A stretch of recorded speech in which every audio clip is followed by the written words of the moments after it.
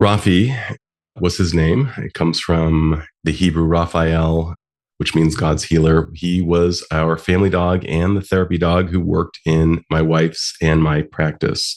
He worked pre-COVID in my practice and post-COVID in hers. On Saturday, when he was just a little over 9 years old and had spent 8 years with us as an American Kennel Club certified therapy dog, we learned from the vet that it was time to get ahead of suffering and to say goodbye to our dog. This was a really big moment for us. And the only comfort we got from it was that we knew that we could trust the medical doctor and that it was, in fact, time. The symptoms were consistent with that rendering of the verdict that we did not want to hear, but the verdict that we needed to hear. We made preparations for him to be euthanized at our home the following day. So what I'll be sharing with you is, a little bit about his death, the benefits of a therapy dog, who Raffi was as a form of a eulogy, and just talking a bit about pet loss and pet grief. I spent several years at the Humane Society as a volunteer leading pet loss groups, and I was mentored by one of the greats, Dr. Benny Carmack, who is a pioneer in pet loss and pet grief, which is one of the most profound forms of grief for anybody who's been through it. So first off, let's talk about the benefits of a therapy dog and what Raffi did. Raffi, like any well-trained, well-suited, certified therapy dog in a therapeutic setting, can increase the perception of safety by simply sitting there at the patient's foot or next to them on the couch if they want, or if they didn't want, he would just sit behind the couch and sit away from them. But by simply being present, he helped bring out their feel-good hormones that made them feel safer and more likely to share something that they might not have ordinarily shared. When I say the feel-good hormones, we're talking about oxytocin, we're talking about serotonin, dopamine, and others that allow a person to say those magic words in therapy of, I've never said this before, but I'm going to say it now. The healing power of the dog is very interesting because it's synergistic. Not only does the person who is receiving treatment receive benefits, but the dog, there seems to be some evidence that it's good for the dog as well. There's a synergistic experience of wellness that can transpire between dog and human in that moment. The people in my office who saw him or especially saw me, but also saw him, adored him. And they also confirmed that his presence did allow them to feel, if you'll allow for what sounds like a pun, to be shepherded into a space of sharing something that they might not have shared otherwise. Some people wouldn't just say, my gosh, I come to see you, but really, I'm just super stoked to see him. I did not take that as a diminishment of my therapeutic capacities.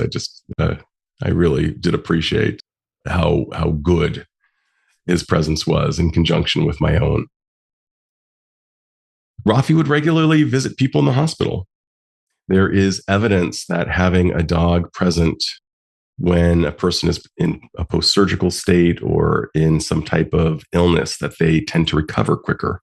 There is such a preponderance of evidence that pets are good for us. There are just too many benefits to having a pet, including reduced loneliness, including increased socialization. I mean, the number of people my dogs have introduced me to in my neighborhood, they've introduced me to a cast of characters because the research suggests, this is going to be a massive duh, but the research suggests that people are more likely to engage people with a dog than without a dog who are walking in their neighborhood. So by walking the dog, I met all kinds of neighbors, made friends, had all kinds of social benefits, in addition to the fact that I felt less alone when I was with him. at various times when I was going through my own sadnesses, just having him around was incredibly healing. But he did visit people in the hospital, and he loved visiting people in the hospital. And he always knew what to do with people in the hospital. He would jump on their bed, lay down next to them, and it was just, it was something out of a movie. They would just soften and melt and say, oh, this is maybe the best part of my recovery experience, just having Raffi with me. So, who was Raffi and how did we get him? My wife and I typically agree on just about everything, but I really, really wanted a doodle. I've got curly hair. You may have noticed for seeing this video. And I wanted a dog who resembled that. And I've always felt a strong connection with curly dogs. And finally, I sold her on getting a doodle. We met this beautiful brown doodle named Barnabas. And she said to me, yeah, if you wanted that dog, I'd be super down. And fortunately, I had the breeder's information. I called the breeder. And she said, not only did she have a dog ready for us, but she had one from Barnabas's same litter. Barnabas was only 8 months old, and she'd been saving the specific dog for a therapist. My God, I mean, talk about kismet. So on getting my wife's consent, I said, yeah, he's ours. We'll buy him. And so we made the trek to get him. And it was one of the happiest days of my life picking up Raffi. I mean, he was this teddy bear of a dog, just incredibly sweet, incredibly soft, temperament that was just so lovely and sensitive. He barked like 4 times a year. He was super mellow. He loved every person he saw. He loved every animal he saw. He was just pure joy. All he brought in his years with us, which were sadly too short by my standards, only 8 years out of his 9 years in total, he brought just joy every second. He had a distinct look. He just looked fuzzy. He felt fuzzy. And he knew when people were sad, and he would just zone right in and walk right to that person and give them what they needed. I can't think it was coincidental. He just did. And, even when I was saying goodbye to him and he was licking my tears, and he spent about 5 minutes licking my tears on Sunday before we said goodbye, he just knew to do that. Even in his fairly, impaired state, he was still delivering the goods as I was aiming to deliver the goods to him. There was, again, that symbiosis. One of the things that dogs can do is they provide a positive common denominator in the house. My children might have been into Fortnite and their video games and, various social influencers that I couldn't really relate to. And my wife and I might have been into other things, but for sure, all 4 of us could focus the same kind of love and affection on Raffi, and he became a positive common denominator. It's been said that since the advent of the Industrial Revolution in the 1800s, kind of in a post-farm state, we used to all farm together, and we had a common denominator that was the farm. Well, our pets can be a positive common denominator, and that was absolutely the case in our home. He was a pure professional in the office, just nailed it every time, never was off his game, but at home, he was a dog. And when I say he was a dog, I mean, he could be a little mischievous. One of the things that he loved to do was to collect shoes from all over the house, and he would bring them to his bed. Now, if we had been more on our game, we would have found a way to train him out of this, but we did not invest the time to do it. It was kind of funny. And sometimes he would take our clothes as well, and his bed would be lined with as many as 10 shoes. I mean, it was like a collection. He was hilarious. He was definitely a shoe fan. Somebody else liked taking other garments, and sometimes, not very often, but sometimes he would bite through them and maybe ruin them. But not once did I get angry. It was always just way too funny. So if I lost a shirt that might have been a shirt that I particularly liked, that might not have been cheap, I would always just kind of look at my wife and say, worth it. Sure, not the best behavior. And I get it. I'm probably not being the optimal doggy dad in terms of, rendering the hammer, but it was too funny. And worth it. He just constantly gave me joy and laughter and mirth, and everything about him was comedy and adorability. And I mean, having 8 years of that nonstop was unbelievable. Now, there was one hiccup in the midst of our 8 years. He did get on the counter. He ate something fatty, and as a result, developed pancreatitis. And we thought he would die of that. Every time we'd get a call from the vet, it was just kind of like a doom and gloom call. Thankfully, my father, who's a great physician and a great healer in his own right, said, visit him as often as possible. So he had about a 2-week stay in critical care.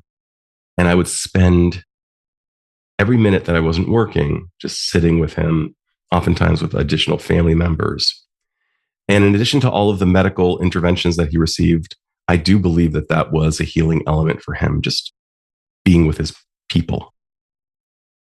I will also say that having pet insurance was very helpful. My buddy Paul, before I got Raffi, said, get pet insurance.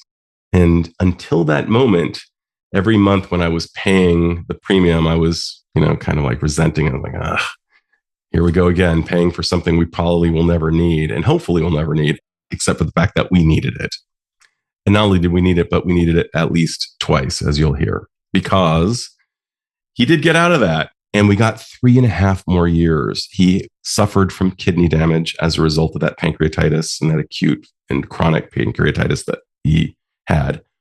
But at one point, toward the middle of June of this year, he basically ruptured a disc in his back, and we had come to a fork in the road. The choice was either get surgery or hope that it heals on its own, where there would be a 50% chance, perhaps, that it would heal. And we opted for surgery, hoping, because we were told there was a 95% chance that he would be able to walk again. And as a result of him having the anesthesia and as a result of him coming into that surgery with a bad kidney situation, kidney disease, it's believed that that was kind of the beginning of the end. We would ultimately have just under 2 months more with him. Just a host of symptoms emerged that led to a reduced quality of life. I won't get all into that. But I will get into the grief aspect. Pet loss is no joke. You're not seeing it now as I'm sharing with you, but I have been crying every day, multiple times a day, and I don't expect it will stop anytime soon. Many people in pet loss groups would say to me, my God, I'm crying harder for the loss of my pet, and I feel guilty because, I have never cried this hard for anyone. And that's a common experience. Humans are our deepest connections in so many ways, but our pets can be too, particularly because pets generally don't leave us with any baggage. We humans tend to, provide each other with baggage. That's my best hypothesis as to why we might cry harder over a pet. The love is pure, unfiltered, and there's something so tragic because we're taking care of our pet, but as Carol Novello will say, that in Mutual Rescue, she wrote a book called Mutual Rescue, that when we rescue our pets often rescue us. There's this incredible, again, synergistic experience that we have with our pets. So this really, really hits hard. The other thing is that they can't speak to us, so we don't know what they're thinking. And we also have to do something that is so counterintuitive. Up until the moment of euthanasia, everything we've done for our pet has been focused on keeping them alive and thriving. And then we do a 180 and say, for the sake of you not suffering, I'm going to do something I've never done before. And that is call in a horrible, horrible intervention. And that is to end your life because it's the compassionate thing to do. It goes against every thought process we have. And so I've been stuck in a very limbic state, a very feely state. I've not been able, it's been really hard over the last few days for me to really tap in to reason, to my thoughts. It's been just pure mush and feeling and many irrational thoughts, including, my God, I let him down. Except for the fact that if you look at the video throughout the 8 years he was in our care, there's no way I let him down. And yet that erroneous thought creeps in. I let him down. I betrayed him. And I can say unequivocally, I have not betrayed my dog. I've taken excellent care of him. But I'm just letting you know that, at least in my experience, those thoughts, those inaccurate thoughts, can creep in during the grieving process, making the grief even harder. Thankfully, I actually gave a call to Betty Carmack, the aforementioned pet loss specialist, who trained me in how to basically run pet loss groups. Amazing woman, an author. She's the one who Nightline would call from ABC if they wanted somebody to weigh in on pet loss. And she gave me some of her time as a friend and a mentor. And it was so helpful. Talking to people who understand pet loss is crucial. There will be many people, unfortunately, who show up with not such great advice or not such great feedback.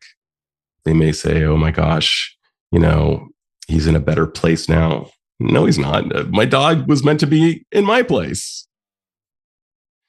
But of course, the intention is good. But people are awkward with grief, and sometimes they say things that are a little bit off. Sometimes they'll try to give advice. Sometimes they'll say something that just feels off.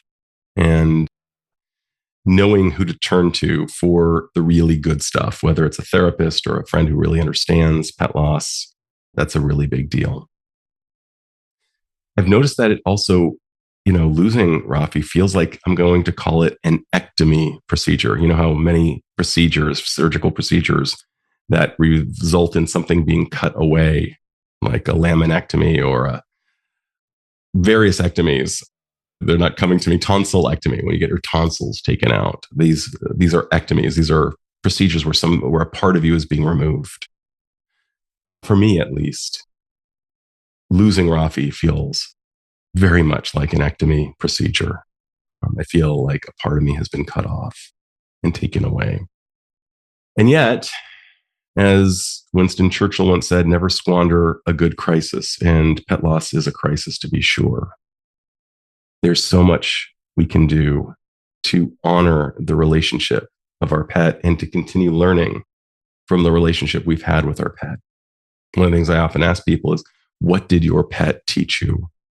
And how can you honor that pet through what your pet taught you?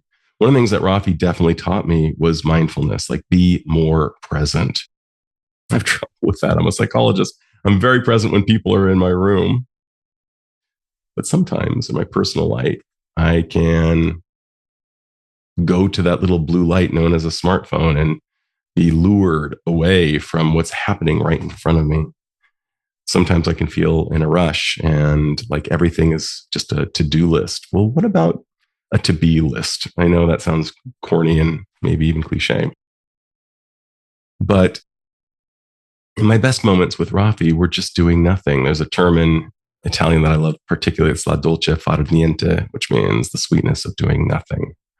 And that's one of the things that we can do with our pets. We can experience the sweetness of doing nothing, just laying down, cuddling, wherever it might be, on a bed, under a tree, going for a walk with maybe no AirPods in, although I must say that generally when I went for walks, I was definitely listening to books. But when I was really on my game, I would just watch him and watch the way he trotted. He trotted like a horse. He didn't really walk like a dog. It was, he had the funniest, just everything about him lent itself to comedy and just like maximizing cuteness. And I want to be able to be more present in my life, lest it run by me.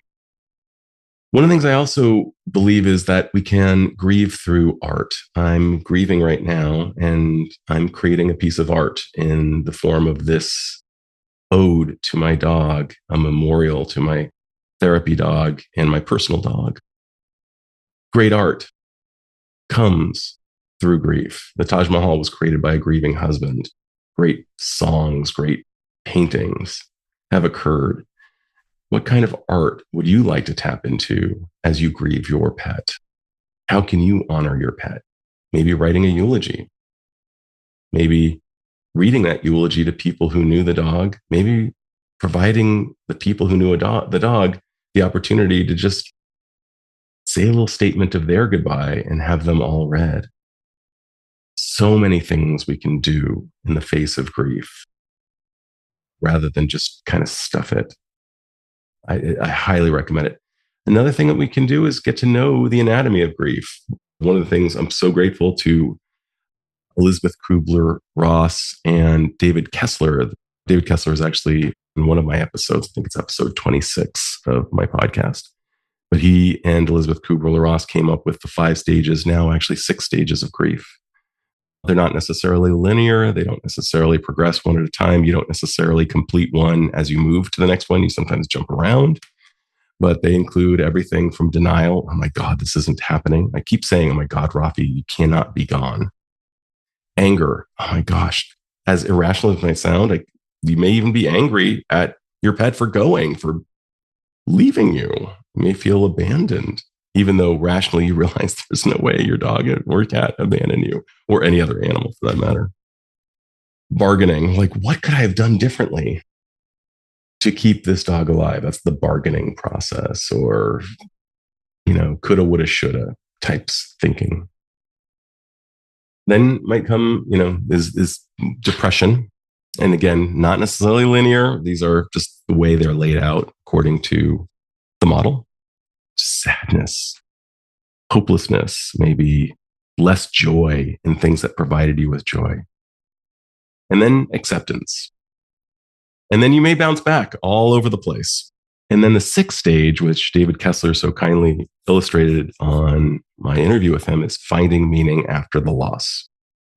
I think that's available to all of us at just about any time. And Raffi has been one of the most meaningful relationships I've ever had, and always will be.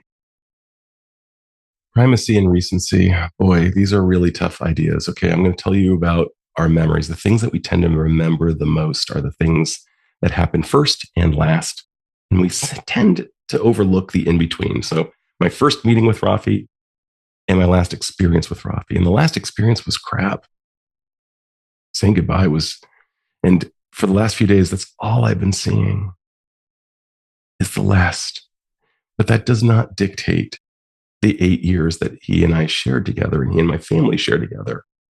So in spite of the fact that I'm flooded with memories of how his last moments went and all of the sadness and just, for me, tragedy therein, it's my job to look at photos throughout his life and remember that the last few moments do not dictate the last nearly 3,000 days he and I spent together. The last day he and I spent together was really powerful and really sad, beautiful, and at moments awful. So it's primacy is the first memory, recency is the last memory. We tend to remember those most. Make it a point to lean in and drill into all of the stages and all of the memories that you can get through your photos, through stories, so that recency does not take over. Very, very important. That's something that I'm working on. Some people believe that getting another pet at some point will be a betrayal. That's not been my experience. What you might see in the very far end, there's a little box that I'm pointing at. There's a little pine box in my windowsill, and that was the first major, maybe my second major loss of animal. But that was my cat, Yoda. And he was a real deer. And after I lost him, a lot of well-intended people gave me the advice of, well, just get another cat. I Did not love that. And yet, I went to volunteer at the Humane Society, and one of the last things they did was they showed me the cat cages. And I was only a month into my grief. I was definitely on paper not ready to get another cat, but there was this orange cat who was shoving his paw through the cage, screaming his eyes out. And I just asked the employee, can I pick up this cat? I think you know where this is going. Yeah, that cat and I would go home together. And while the cat was no replacement for Yoda, not by a long shot, it was good to have another relationship with another cat. Maybe even before I was ready, it was okay. It was good. Again, not a replacement. Each of them has their own spaces in my heart. But in some ways, it was an honoring of Yoda for me to have brought that cat home as I see it, because he had broken my heart open so much, Yoda. And I was previously not a cat fan. I am a convert. But Yoda was the first cat who I loved. And now I really love highly social cats. I'm not as crazy about the kind of skittish ones who hang out just under the sofa. But if they're relational and they're really going to be like into me and my family, I'm all in. And Max would serve that role brilliantly for my family. So I'm so grateful to have had him. Recommendations regarding euthanasia. Okay. If you decide to go through euthanasia, my own experience has been to do it at home has been better than to do it at a hospital. I've done both. And I definitely fall in the camp of do it at home. But here's what I would do when you're vetting your vet who is a euthanasia specialist. And that is find out if they do it in a ritualistic and slow manner, because it can be done too quickly. And it can be done without the vet getting to know the animal and without just kind of slowing things down. Now, you might be a person who actually wants it, like tear off the Band-Aid quick. I am not here to judge that. But if you're like me, for me, it would have been better to have it slow. And that is something that I will be aiming for in the future, is someone who really gets very ritualistic, very slow, and gets to know the animal, what the animal has meant, and does it in a very tender manner. That would be my recommendation. Vet them, find out if they do it in that way, if that's your style. If it's not your style, do it any way you wish. But one of the things that Betty Carmack also said is that if you're on the fence about whether or not to euthanize, she said that if you euthanize too early rather than too late, that tends to be better as well, because your last experience with the animal, them suffering, can really feel bad. Again, everyone has their own right to decide what they do. I'm just sharing my experience and what I've been told.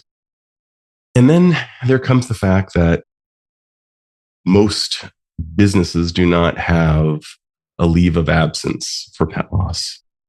Very often you have to go to work the day after. How to do that? I can't tell you what will work for you, but I can tell you what has worked for me. I definitely make it a point to grieve and cry at home, and to remind myself that when I'm at work and I'm focused on work, and I am focused on work when I'm at work, that when I get home, I get to fall apart. And for me, I get to contextually just absolutely cry like a baby when I get home. I have in the past made little kind of memorial stands with photos and collages and a candle. Those can be very helpful. And just to know that when I get home, I get to cry.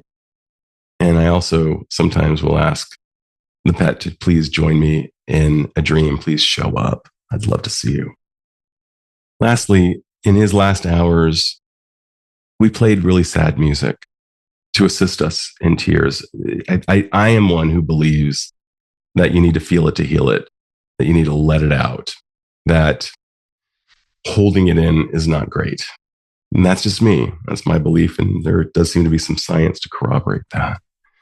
I found that using sad music while I was with him, beautiful, beautiful sad music, for me at least. And again, might not be your thing. I know people who would absolutely balk at that idea, but for me, that was the move.